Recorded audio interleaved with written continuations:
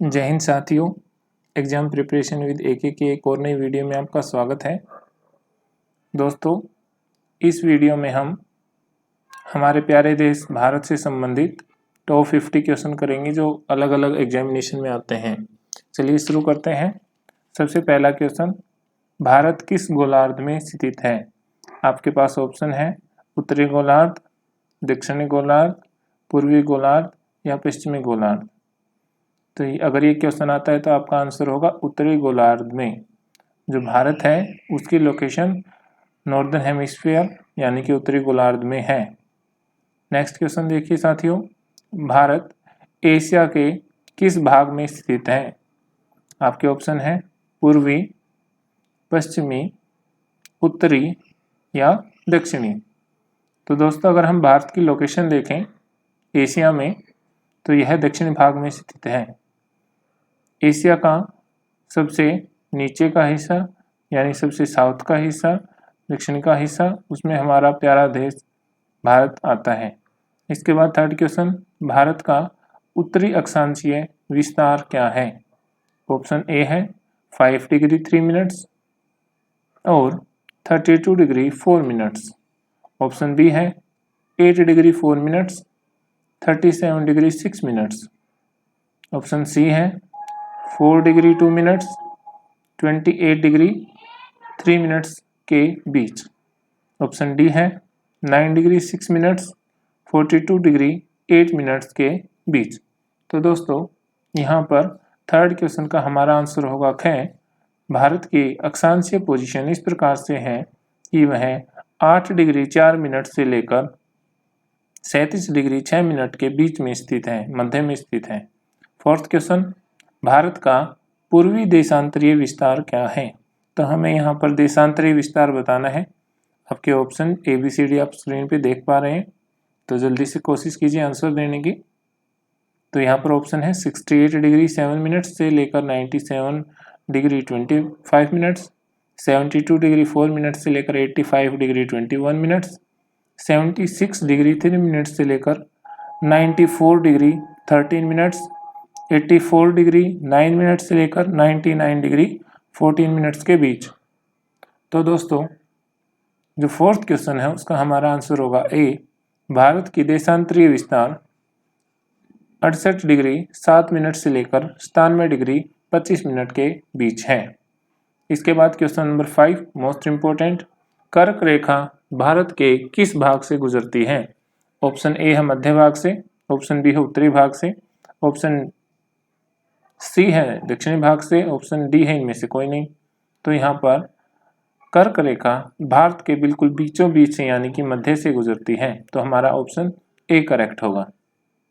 इसके बाद question number 6, Bharat का उत्तर से दक्षिण के मध्य क्या विस्तार है? तो हमें किलोमीटर में बताना है कि उत्तर से लेकर यानी ऊपर कश्मीर से लेकर नीचे कन्याकुमारी तक का जो विस्तार है वो कितने किलोमीटर का है? तो हमारे ऑप्शन है 2571 किलोमीटर, 4481 किलोमीटर, 3214 किलोमीटर या 5316 किलोमीटर। तो दोस्तों, यहाँ पर हमारा जो करेक्ट आंसर होगा वह होगा सी, 3214 किलोमीटर। तो भारत का उत्तर से दक्षिण तक यानी कश्मीर से कन्याकुमारी तक का जो विस्तार है वह है 3214 किलोमीटर। इसके बाद 7वां क्वेश्चन देखिए, भारत का पूर्व से पश्चिम तक का जो विस्तार है वो हमें बताना है।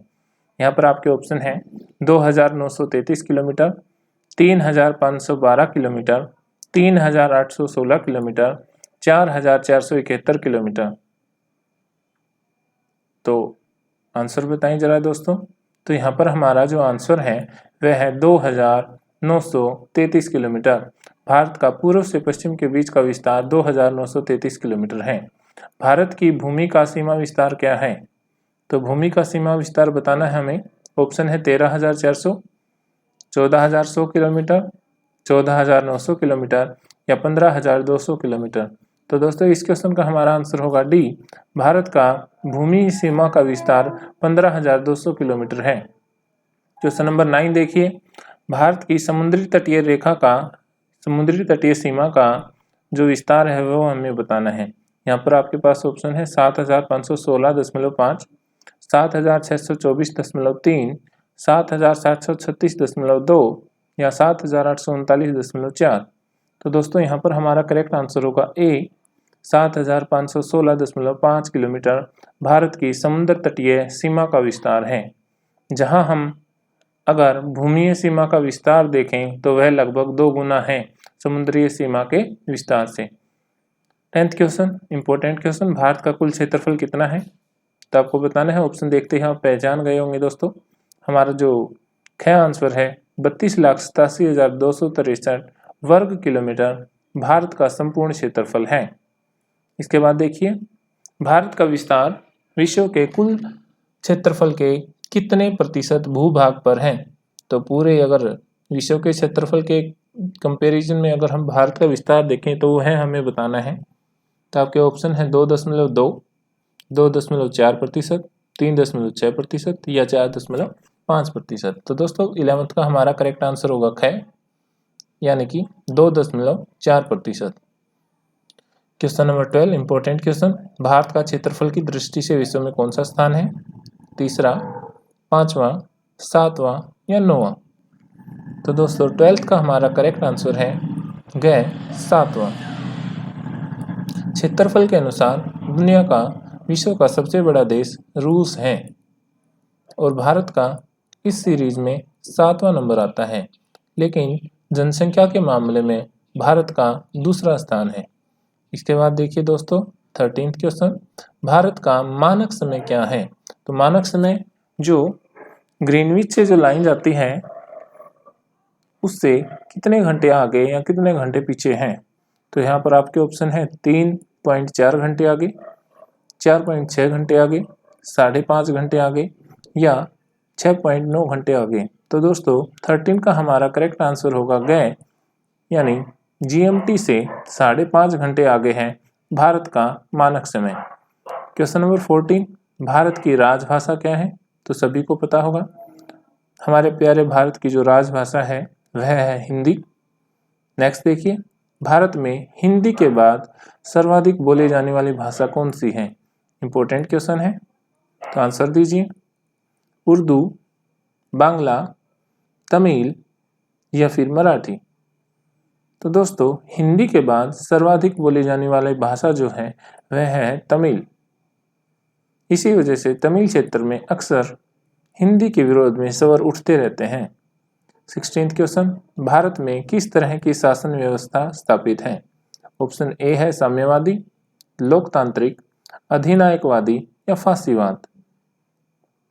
तो भारत में हमें जो शासन व्यवस्था उसके बारे में बताना है। तो हमारे लिए गौरव का विषय है कि विश्व की सबसे बड़ी लोकतांत्रिक व्यवस्था भारत में है। भारत की शासन व्यवस्था में किसकी सर्वोच्चता स्थापित है? तो संविधान की सर्वोच्चता, संसद की, राष्ट्रपति की या फिर सर्वोच्च न्यायालय की? तो भारत में जो कुछ भी शासन व्यवस्था में चलता है वो सभी हमारी संविधान के अंदर लिखा हुआ है। इस वजह से हम कह सकते हैं कि भारत की शासन व्यवस्था में जो सर्वोच्चता है वह भारत के संविधान की है। भारत का प्रथम नागरिक किसे माना जाता है? तो भारत का प्रथम नागरिक माना जाता है भारत के राष्ट्रपति को। नेक्स्ट क्वेश्चन, भारत के साथ कितने देशों की सीमाएं मिलती हैं? तो आपके ऑप्शन है 5, 7, 9 या फिर 11। तो दोस्तों भारत के साथ कुल मिलाकर 7 देशों की सीमाएं मिलती हैं। Next question, question number 20, Gregorian calendar के अलावा भारत का राष्ट्रीय पंचांग किस पर आधारित है? तो हमें बताना है कि वह शक संवत, सप्तऋषि संवत, महावीर संवत या फिर हर्ष संवत? तो दोस्तों भारत का जो राष्ट्रीय कैलेंडर है, राष्ट्रीय पंचांग है, वह शक संवत पर आधारित है। भारतीय कैलेंडर के अनुसार प्रथम माह कौन सा है? तो ये क्वेश्चन आता है कई बार, इंपॉर्टेंट क्वेश्चन है। ऑप्शन है आपके श्रावण, कार्तिक, पौष या फिर चैत्र। तो दोस्तों 21 का जो हमारा करेक्ट आंसर होगा वो होता है चैत्र, यानी चैत्र के महीने से भारतीय पंचांग की शुरुआत होती है। भारत का राज चिन्ह किसकी अनुकृति है? तो भारत के राज चिन्ह जहां भी आपको सेंट्रल गवर्नमेंट की कोई भी निशानी दिखे तो वहां पर आप क्या देखते हैं, यह आपको बताना है। ऑप्शन ए सारनाथ स्थित अशोक स्तंभ, ऑप्शन बी महात्मा गांधी के चरखे की निशानी, ऑप्शन ग या सी दिल्ली स्थित संसद भवन की अनुकृति, ऑप्शन डी मुंबई स्थित गेटवे ऑफ इंडिया की अनुकृति। तो दोस्तों 22 का हमारा करेक्ट आंसर होगा ए, भारत का राज चिन्ह सारनाथ स्थित अशोक स्तंभ की अनुकृति है। भारत की संविधान सभा ने राष्ट्रीय ध्वज तिरंगा का प्रारूप कब अपनाया? तो आपके ऑप्शन है 15 अगस्त 1947, 22 जुलाई 1947, 24 फरवरी 1948 या फिर 14 मार्च 1949। तो दोस्तों बताना है आपको 23 का आंसर। तो 23 का हमारा जो करेक्ट आंसर होगा वह होगा बी, यानी भारत का राष्ट्रीय ध्वज तिरंगा का वर्तमान प्रारूप 22 जुलाई 1947 को अपनाया गया। भारत का राष्ट्रीय सूत्र वाक्य क्या है? तो राष्ट्रीय सूत्र वाक्य आपको बताना है तमसो मा ज्योतिर्गमय सत्यमेव जयते अस्तो मा सद्गमय।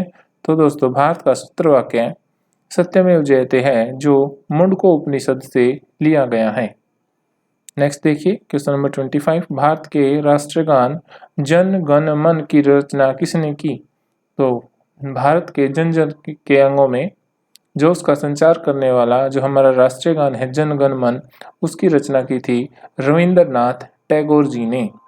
भारत के राष्ट्रगीत वंदे मातरम की रचना किसने की? तो दोस्तों वंदे मातरम एक ऐसा गान था जो बंगाल विभाजन के बाद हर क्रांतिकारी की जुबान पर चढ़कर बोल रहा था। अंग्रेज इससे बहुत ज़्यादा चिढ़ते थे और भारत के राष्ट्रगीत वंदे मातरम की रचना बंकिम चंद्र चटर्जी ने की थी। भारत का राष्ट्र पशु क्या है? तो आपके ऑप्शन है बाघ, शेर, चीता या गाय। तो भारत का राष्ट्रीय पशु बाघ है। नेक्स्ट क्वेश्चन देखिए, भारत का राष्ट्रीय पक्षी क्या है? ऑप्शन है आपके कबूतर, हंस, गोरैया या मोर। तो भारत का जो राष्ट्रीय पक्षी है, नेशनल बर्ड है, वह मोर है। भारत का राष्ट्रीय पुष्प क्या है? राष्ट्रीय फूल क्या है? कमल, गुलाब, गेंदा या सूरजमुखी। तो दोस्तों यहाँ पर हमारा सिंपल सा आंसर है भारत का राष्ट्रीय पुष्प या राष्ट्रीय फूल कमल है। भारत का राष्ट्रीय फल क्या है? सेब, संतरा, आम या फिर अनार। तो दोस्तों भारत का राष्ट्रीय फल आम है। भारत का राष्ट्रीय खेल क्या है?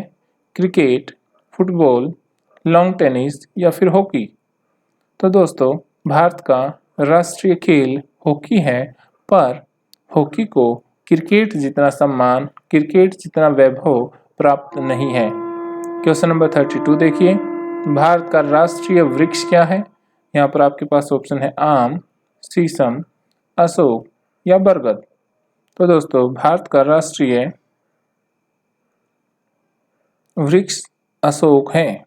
नेक्स्ट देखिए, भारत के राष्ट्रीय कवि का क्या नाम है? आपके ऑप्शन है मैथिली चरण गुप्त, हरिवंश राय बच्चन, रविंद्रनाथ टैगोर या गोस्वामी तुलसीदास। तो दोस्तों भारत के राष्ट्रीय कवि मैथिली चरण गुप्त हैं। भारत का राष्ट्रीय पर्व क्या है? तो राष्ट्रीय पर्व जो नेशनल फेस्टिवल होते हैं पूरे देश में एक साथ धूमधाम से बनाए जाते हैं, जिसमें 26 जनवरी, 15 अगस्त और 2 अक्टूबर यानी कि गांधी जयंती सभी शामिल हैं। तो यहाँ पर हमारा करेक्ट आंसर होगा दोस्तों डी, उपरोक्त सभी। 35 क्वेश्चन, 35 का क्वेश्चन, भारत की संप्रभुता किस में निहित है? भारतीय संघ में, भारत की जनता में, भारत के प्रधानमंत्री में या भारत के राष्ट्रपति में। तो दोस्तों 35 का हमारा आंसर होगा भारत की जनता, क्योंकि भारत में लोगों के द्वारा और लोगों के लिए शासन है। इस लोकतांत्रिक व्यवस्था में संप्रभुता भारत की जनता में है। भारतीय संघ में कितने राज्य हैं? इंपॉर्टेंट क्वेश्चन, 25, 26, 27 या फिर 28। दोस्तों आपको बताना है भारतीय संघ में कुल कितने राज्य हैं। तो यहाँ पर हमारा सिंपल सा आंसर होगा भारतीय संघ में कुल 28 राज्य हैं। नेक्स्ट क्वेश्चन, भारत में कुल कितने केंद्र शासित प्रदेश हैं? तो यहाँ पर यह जो लिस्ट है वो चेंज हुई है, क्योंकि जम्मू कश्मीर और लेह लद्दाख को भी केंद्रीय शासित प्रदेशों में शामिल कर लिया गया है। तो इस प्रकार से हम कहेंगे कि भारत में कुल केंद्र शासित प्रदेश 8 हैं। नेक्स्ट देखिए दोस्तों, संविधान 69 संशोधन अधिनियम 1991 किस राज्य को विशेष राज्य का दर्जा प्रदान करता है? तो 38 का हम आंसर देखें तो यहाँ पर ऑप्शन है आपके दिल्ली, गोवा, मिजोरम और अरुणाचल प्रदेश। तो 69वां संशोधन 1991 दिल्ली को एक विशेष राज्य का दर्जा प्रदान करता है। भारत में हिंदी के अलावा और कितनी मान्य भाषाएं हैं? आपके ऑप्शन है 12, 14, 16 या फिर 18। तो दोस्तों यहाँ पर हमारा करेक्ट आंसर होगा, भारत में हिंदी के अलावा 18 ऐसी भाषाएं हैं जिनको राष्ट्रीय स्तर पर मान्यता प्राप्त है। भारत में किस धर्म के अनुयायी हैं? तो भारत सभी धर्मों के अनुयायियों का देश है। तो यहाँ पर हमारा जो करेक्ट आंसर होगा वह होगा दोस्तों डी। यहाँ पर हिंदू, मुस्लिम, सिख, ईसाई, जैन, बौद्ध सभी धर्मों के लोग रहते हैं। 41वां क्वेश्चन देखिए, 41 का क्वेश्चन, विश्व की कितनी प्रतिशत आबादी भारत में वास करती है, भारत में रहती है? तो जहां हम क्षेत्रफल देखें तो 2.4% क्षेत्रफल है पूरे विश्व के क्षेत्रफल का। वहीं अगर आबादी के बारे में बात करें तो आपके पास 4 ऑप्शन है, 14.2, 16.7, 18.5 या 20.4। तो जल्दी से बताएं दोस्तों। तो भारत के अंदर विश्व की कुल आबादी का 16.7% हिस्सा रहता है। 42, वर्ष 2001 की जनगणना के अनुसार भारत की आबादी कितनी है? तो वर्ष 2001 की जनगणना के अनुसार भारत की आबादी 102 करोड़ है, परंतु फिलहाल भारत की आबादी लगभग 139 करोड़ से ज़्यादा हो चुकी है। इसके बाद देखिए दोस्तों, नेक्स्ट जो क्वेश्चन हम करते हैं वह यह है, भारत की राजधानी का क्या नाम है? तो दोस्तों भारत की राजधानी का नाम आपको नीचे कमेंट बॉक्स में बताना है कि भारत की राजधानी का क्या नाम है। तो यह है हमारे इस सीरीज का पहला वीडियो था दोस्तों, जिसमें हमने हमारे प्यारे देश भारत से संबंधित कुछ मुख्य जीके के क्वेश्चन पूछे। चलिए फिर ऐसी वीडियो में हम मिलते हैं। जय हिंद, जय भारत।